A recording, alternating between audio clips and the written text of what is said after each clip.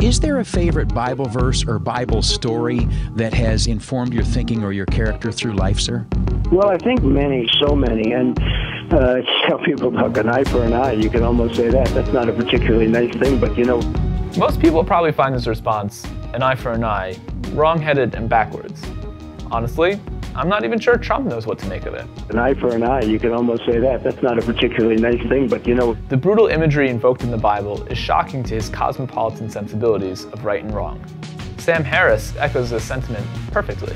There's so much in there that is needlessly savage and absolutely divisive if you take it seriously. Wouldn't it be a better book if you could just take out that one passage? Under Fire, Ben Shapiro appeals to the rabbinic tradition, which rejects a literal interpretation of the verse. The Talmudic tradition largely does take out that passage. Even Jesus wants to avoid vengeance. Ye have heard it said, an eye for an eye, a tooth for a tooth. But I say unto you, that ye resist evil, but whosoever shall smite thee on the right cheek, turn to him the other also.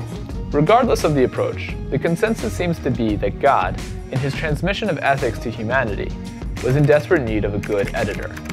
But if it's so obvious to us how wrong the Bible is, how did it become the most influential document in Western history? Did some charismatic leader brainwash the masses? Or is it just a reflection of the brutality that defined our ancient past? I want to suggest a radically different approach. I think the Bible is not only making a nuanced moral statement in the verse, an eye for an eye, I think it's actually answering a fundamental philosophical question. What makes you, you? Everyone knows we're not defined by our physical possessions, however attached to them we might be. You're not in khakis. Even our own bodies don't capture our full essence. Just because you lose a hand, a toe, or even an eye, you're still you. But then what is your body if it's not you? Is it something you own, like a fancy car? If someone dents your fender, you expect them to pay for it. But if somebody pokes out your eye, what's the right response? The rabbis reject the literal interpretation of the verse, an eye for an eye, and instead prescribe monetary compensation. But the obvious question still stands.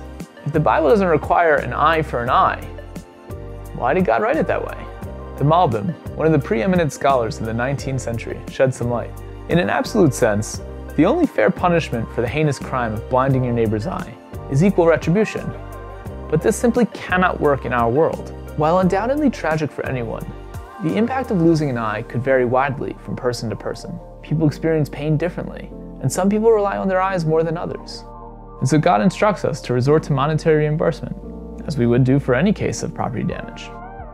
This answer seems simple, but when you peer deeply into the Malbim, I think a profound principle emerges.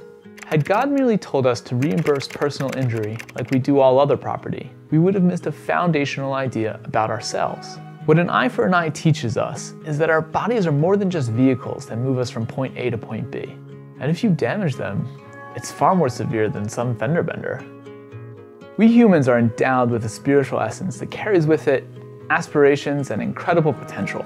And all too often, our physical drives confound these spiritual pursuits. But just because this tension exists, doesn't mean that the body and spirit are contradictory. They're partners. The body is not just some leisure car for driving around.